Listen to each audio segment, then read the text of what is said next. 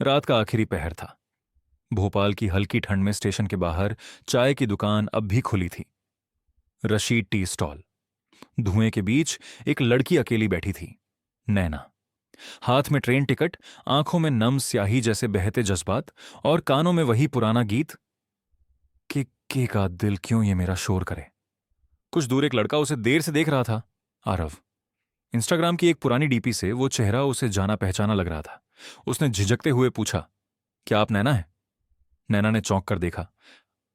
हाँ, लेकिन आप? आरव। उसने हल्का मुस्कुराया।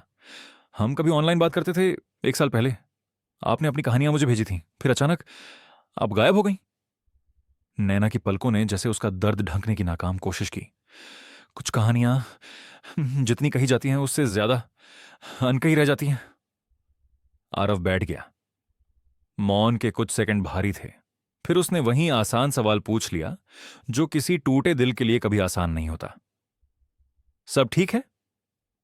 नैना ने हंसी की जगह एक सांस छोड़ी। ठीक वो शब्द है जिसे लोग दिलासा देने के लिए इस्तेमाल करते हैं, सच बताने के लिए नहीं। आरव ने चाय मंगाई। एक कुल्हड़ हाथ में देकर कहा, शायद मैं मदद न कर पाऊं, लेकिन आपके मौन की भारी आवाज जरूर सुन सकता हूं। नैना ने कुल्हड़ पकड़ा। गर्मी की पहली छुअन ने उसके भीतर जमे आंसू पिघला दिए। उसने कहना शुरू किया, मैं एक लेखक बनना चाहती थी। मेरी कहानियां दिल से निकलती थीं, लेकिन दुनिया को खुश अंत चाहिए था। फिर मेरी जिंदगी में वो आया, कबीर।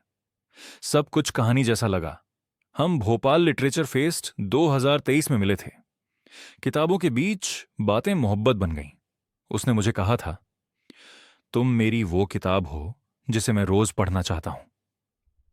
फिर रुककर उसने उंगलियों में बंधी एक पुरानी कॉटन स्ट्रैप घड़ी दिखाई, टाइटन। ये उसने तोहफे में दी थी। लेकिन उसकी आवाज धीमी हुई। कहानी वहीं पलट गई। उसकी मोहब्बत शोर में थी, मेरी सच्चाई सन्नाटे में। उसके सपने बड़े थे, पर उनमें मेरा नाम कभी नहीं था। उसने कहा, वो करियर के लिए विदेश जा रहा है। मैंने पूछा, और हम? उसने जवाब दिया, हम यादों में रहेंगे।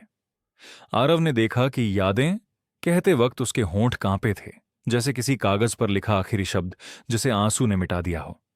नैना बोली, मैंने बहुत कुछ लिखा, लेकिन उस हिस्से को कभी कागज पर नहीं उतार पाई जहां मैं खो दी जाती हूं। उसने जाते वक्त कहा था, दर्द भी खूबसूरत होता है। नैना, तुम इस पर लिखना। पर मैं कैसे लिखती? दर्द को सुंदर बताने वाला दर्द सहने नहीं रुकता। स्टेशन पर अनाउंसमेंट गूंजा। उसकी ट्रेन आ रही थी, भोपाल निजामुद्दीन एक्सप्रेस। आरव ने धीरे से पूछा, तो अब? नैना उठ खड़ी हुई।